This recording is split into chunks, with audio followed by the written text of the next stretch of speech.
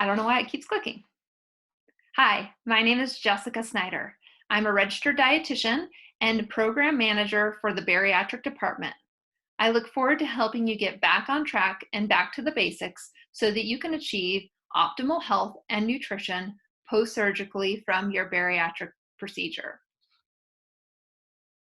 Today, we'll be discussing how surgery changes your physical body, but also how your lifestyle changes, such as your dietary, emotional, and behavioral changes, take time to develop. We'll be discussing weight regain, as it is possible for you to forget the back to basics and unfortunately go back to old habits. We do want to keep things simple, so make sure you're working on changes one at a time and keeping realistic with what those changes look like. We know there's challenges, and we're here to help you accomplish those challenges and really navigate through those. We always encourage that you go back to the rules of the tool, though, as it's important to remember how to use that tool for your bariatric surgery. It helps you to achieve ultimate weight loss success. Of course, knowledge is power, and we want to help you succeed. So we encourage you to keep learning as well as stay connected. We know that clients who stay connected are much more on track with their weight loss and health goals. We know that there's adjustments to these rules, of course, as now you are on the solid food plan, and there are individual food preferences as well as tolerances and volumes that you may need to be adjusting for. These are the following rules of the tool buckets that we will be discussing. We will be discussing fluids and hydration. What are adequate meal timings as well as volumes? What should your meal be made up of? What are your eating behavioral guidelines? What about supplementation at this point? And what about activity as well as exercise? With your fluids, it's crucial to maintain proper hydration. Are you getting adequate fluids of at least 60 to 80 ounces a day? That's 2 to 3 liters a day. Are you making sure that you separate your liquids from your meals? Remember, if you're not separating your liquids from your meals, this is going to cause food to go through your pouch a lot faster, making you feel hungry sooner. Also, making sure you know what you're drinking. Remember, liquid calories add up really quickly. So whether it be the creamer in your coffee or the beverage that you're consuming that you think you need to take an extra look at that food label for, really thinking about what are you drinking. Encouraging no caffeine, no carbonation, no calorie-rich beverages, and really no protein drinks. Protein drinks at this point are for emergency purposes only. For example, if you're sick and you don't have time to eat a meal or don't feel well enough to eat a meal, it's not really intentional that we should be doing protein supplementation at this point. Also, your meal timing and meal volume is really important to address. You should be eating denser proteins. Those are things that are going to help you feel fuller longer every 2 to 4 hours. Of course, volume depends on your pouch size, and your pouch size will gradually increase over time. You don't want your pouch to stretch too quickly by overfilling your pouch or overstuffing your pouch. And typically about 1 year out, a pouch size is between 4 to 8 ounces in volume.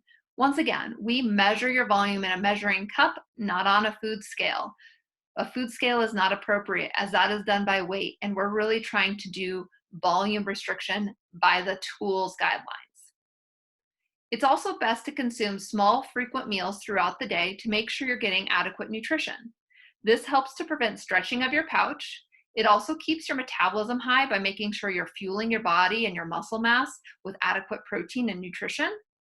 And this avoids binging later. If you skip meals, most of our clients will find that if they skip meals, they often will binge later and overdo their volumes, overdoing their nutrition and overdoing their limits.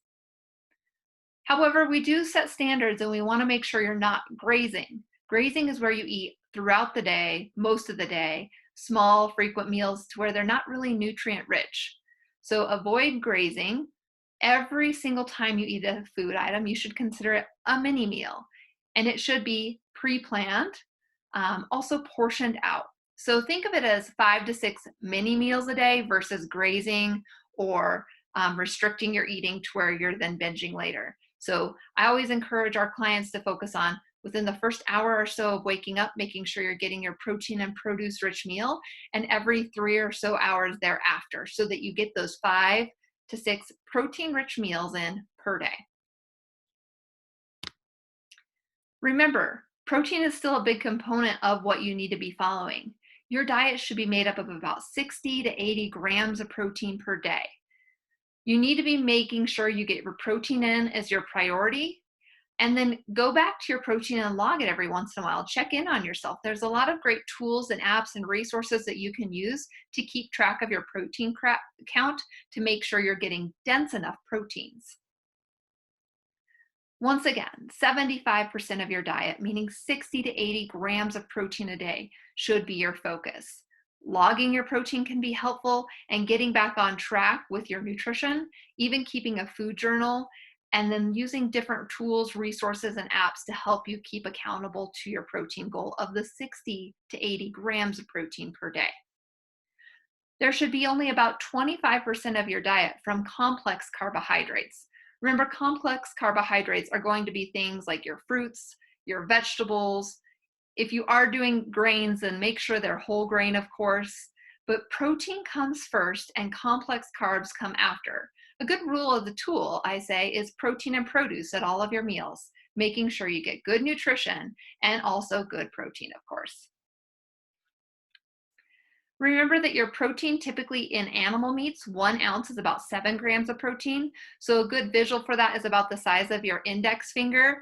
1 ounce is about 7 grams of protein. So if I'm eating 3 ounces of meat, that's about the size of a deck of cards, 7 times 3 is 21 grams of protein. Denser proteins will fill you up much quicker than softer proteins, like a yogurt, like cottage cheese. When we talk about plant-based proteins, so for example, if you're a vegetarian or if you're trying to follow a more plant-based diet, you want to make sure that you're still getting enough protein in, because 1 ounce of plant-based protein only has 2 to 3 grams of protein. So you want to make sure, if you're following a plant-focused diet, you're still getting adequate nutrition in from your protein. Once again, protein should be 60 to 80 grams per day. Minimum to prevent deficiency. Also, it helps to keep your energy levels up, making sure you get adequate amounts. So you don't want to be fatigued by skipping out on your protein. Protein helps you to stay satisfied, and it's really the best tool or fuel for you to have optimal weight loss, as it does help to support your muscle mass and drive your metabolism. Once again, as a reminder, protein foods from animal sources are great to keep low fat. Once again, lean proteins, avoiding things like high-fat bacons and sausages and salamis, as those really are very fatty and high in calories and not so great in protein. Animal proteins that you might want to consider are things like egg whites or egg beaters, cottage cheese, low-fat dairy or non-fat dairy, Greek yogurt, fish such as shellfish, salmon, tuna, tilapia, cod, poultry like lean turkey, chicken, pork that's low in fat like pork tenderloin. Anytime you see the word loin, whether it be in pork or in beef, you're choosing a lean source. So sirloin for beef, also lean roasts. Those are all great options. Also, with your plant-based proteins, once again, they're not as much protein per ounce, but they still do contribute to your protein count. Things that you would consider would be things like beans and lentils, nuts and nut butters, soy products like edamame, tofu, or tempeh. Once again, many of these foods contain carbohydrates and fat, so you want to make sure you're getting a low-calorie, high-protein source in. Label reading is really important at this time. One of the things we encourage you to do is use the RPV. This is the relative protein value. This is where you take the total calories of a product that you're eating and you divide it by the grams of protein. So let's use 200 calories, for example, and it has 10 grams of protein. So what we're going to do is we're going to take 200 calories and divide it by the grams of protein. Also making sure you look at the serving size that you will be eating. And the rule is, if 15 calories or less per gram of protein, that would be considered the best fuel source, as it's the lowest calories for the highest protein. This means it's more nutrient rich. No more than 1 to 2 high-fat food choices per day. This is really important, and I see a lot of our clients slip up here. Counting your fat grams and making sure that you're not eating more than 8 grams of fat per mini meal or 48 grams of fat on average per day is a really great way of assessing if you're eating too much fat. Always be careful of your fat sources. Try and choose healthier fats, but still keep your portion sizes in check. Look for these things on your food labels, as often fats and carbohydrates are added to your food. We're still trying to stay less than 15 grams of carbs per meal, less than 8 grams of fat per meal. When we're talking about that relative protein value, this really discusses what we started to talk about in the previous slide, where we're trying to get the most bang for your buck. Good sources are going to be 10 calories for every gram of protein or less. Moderate calorie protein would be 11 to 19. High calorie per protein would be 20 calories per gram of protein. So once again, if we take that protein bar and we say 200 calories divided by 10 grams of protein, we're getting a low calorie, good protein choice. Once again, this would be optimal for us to be consuming. But if the bar had 200 calories and only 1 gram of protein, this unfortunately would be a high calorie choice, low protein, not great for us to be consuming. During this time, it's also important for you to know your portions. We encourage measuring cups to aid in portion control. Once again, not volume of weight on a food scale. So measure out your food and the volume therein. Portion foods out ahead of time. So some of our clients will use pre-portioned containers to help them stay on track, or little muffin tins. That helps you to ensure that you're getting adequate serving sizes. You can even invest in appetizer plates or smaller servings so that your plate looks more satisfying. And use the visual guideline if you need to, if for some reason you can't measure it out. For example, 1 ounce is about the size of a matchbox or a dice. 3 ounces is about the size of a deck of cards or a bar of soap. If you're looking more at something like a piece of fish that's flat, you could use a checkbook as a good visual for 3 ounces. Once again, that's in length as well as in width for both of those items. And then when it comes to 2 tablespoons, if you were measuring out something like peanut butter, that's about the size of a ping pong ball. And 1 cup would be about the size of a tennis ball. Of course, eating behaviors and guidelines are really one of the biggest challenges that many of our clients face, as it's easy to fall back into old habits. Changes take time to develop, and we know that your tool is most effective during the first and second year. So it's really important that you get back on track now and start building these back to basic habits into your routine. Be careful of those personal triggers, such as social events, emotions that may lead you to eat differently, like stress or boredom. Also, maybe people that you're socializing with that could challenge you and entice you to eat out more often or eat sweet treats more often, trying to really address that. And then comfort foods or cravings. These are all important things for us to address and make sure we're avoiding those personal triggers, as everyone has them. Everyone's journey is different, so don't compare yourself to others. Really know yourself, know what you can improve upon, and what challenges you face. For behavior changes, we encourage setting aside 30 minutes for meals. Try and do no TV, no distractions while eating, as this can lead to overfilling your pouch and really what I call the fork to mouth syndrome, where you're really unaware of the fact that you've overeaten. It's important for you to feel satisfied, but remember, your brain takes about 20 minutes for you to get that signal that you're satisfied. You don't want to be full or stuffed. So once again, listen to your body, but slow down, really assess that situation, assess that time, and assess if you are satisfied. Take small bites and chew your food really well.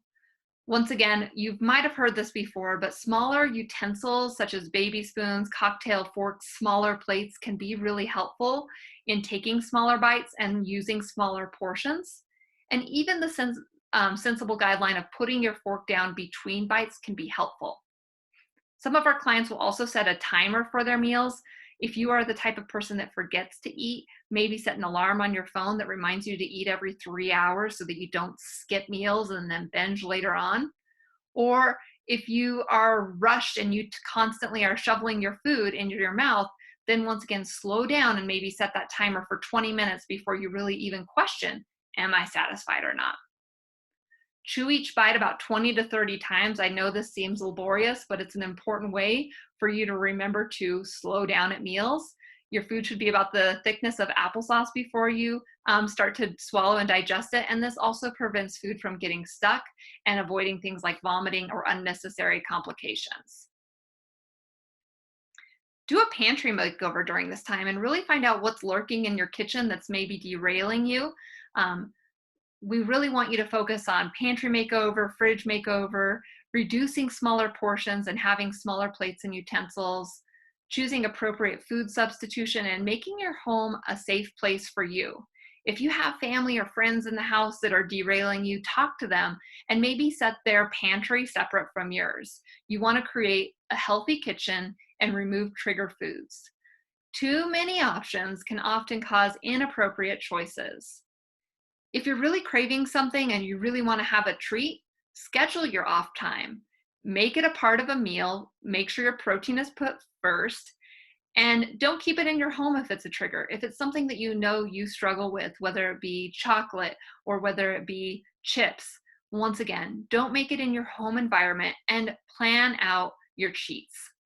We know that you're human. We expect that you're going to have these treats, but once again, limit them, try and make them less often and not a part of your healthy kitchen. Also address head hunger. I always ask my clients, are you really eating for physical hunger or emotional hunger? And assess the difference between those two things. This will help to prevent grazing as well as binging, and you can really work through some of these challenges that you might be having by assessing physical hunger versus emotional hunger. We encourage you to, of course, eat every 2 to 4 hours to prevent grazing, and once again, set meal times for yourself.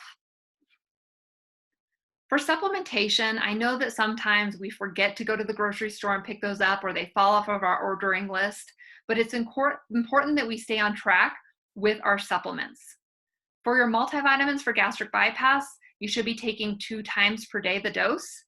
You should be taking sublingual B12, 1,000 micrograms per day, or you can do the nasal injections or the intramuscular injections. Calcium citrate, 500 milligrams, 3 times a day is ideal. And vitamin D, 2,000 IUs per day. For a gastric sleeve, you take your multivitamin once per day. Calcium citrate, 2 to 3 doses of 500 milligrams, once again broken up. So 500 milligrams in the morning, 500 milligrams at lunch, and 500 milligrams at dinner. B12, 1,000 micrograms per day. Vitamin D, 2,000 IUs per day. For your duodenal switch clients, you really want to focus on 2 times per day. For duodenal switch, you really want to focus on making sure you get your multivitamin in twice per day. Iron, 30 to 60 milligrams per day. Fat-soluble vitamins of A, D, E, and K is listed below. And making sure you stay on track with these, as it is important to make sure you get optimal nutrition. Additional supplements may include fiber.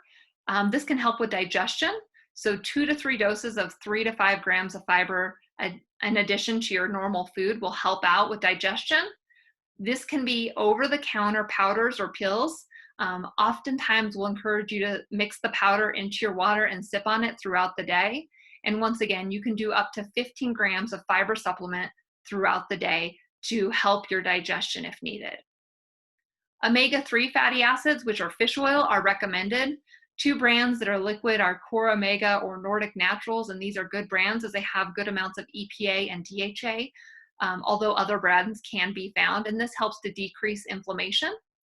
And then other supplements that we encourage you to take may be based off of your lab results, such as iron, B6.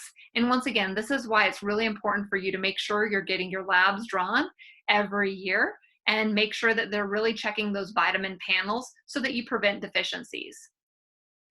This is an example of your supplement schedule. Oftentimes clients will say that they break up their supplements between breakfast, their mini meal number 3, their mini meal number 4, 5, and 6, and this helps them to stay on track. And many of our clients find that pill containers are helpful so that they know, did they take their supplements and are they making sure that they have adequate amounts for the week.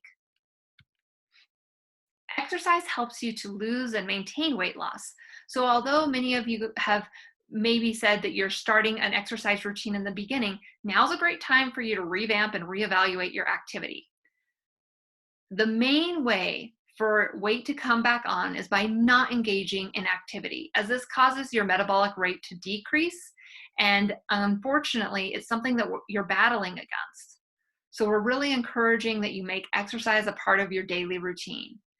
Set realistic weekly goals and schedule you time. Many of our clients will find that if they make an appointment with themselves, as it would be like you would make an appointment with your doctor or make an appointment with your dietitian, that they're more likely to keep it. So make an appointment with you today for activity or exercise and determine the length of the activity and what activity you're going to be doing. So you could even say at 10:30 today, I am going to go on a brisk walk. Or at 10:30 today, I am going to do a boot camp video. Those are types of things that will help you to stay on track by budgeting in that you time. And also reassess, is that exercise getting too easy? As you get stronger, it's important to revamp those exercise routines. And if you've had an injury, is it time for you to start to rethink about what you can do instead of focusing on what you can't do? Your exercise routine should change about every 6 to 8 weeks. As your body gets accustomed to the same routine day in and day out. So unfortunately, over time, it will not have the same effect on your metabolism. So now's a great time for you to start thinking about, should I be changing the frequency in which I do exercise?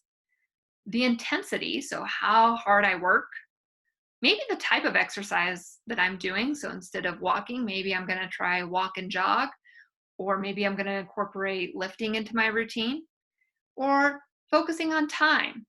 Maybe instead of a 15-minute walk, I'm going to start going for a 30-minute walk.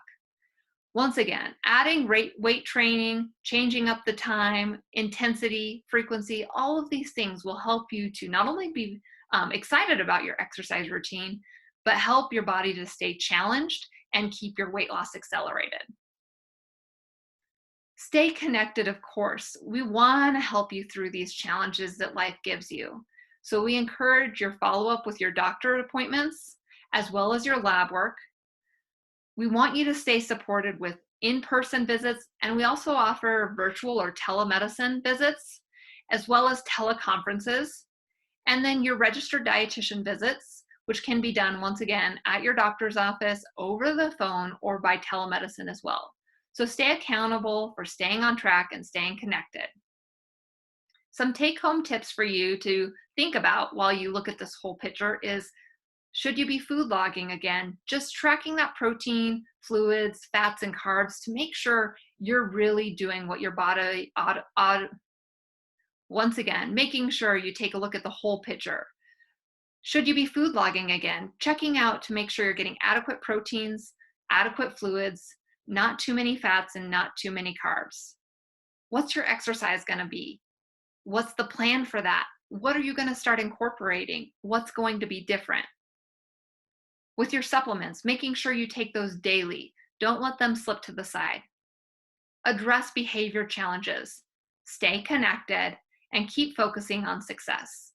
We thank you for joining us today for the Back to Basics video. We really sincerely enjoy being a part of your journey. And once again, please reach out should you have any additional questions or concerns.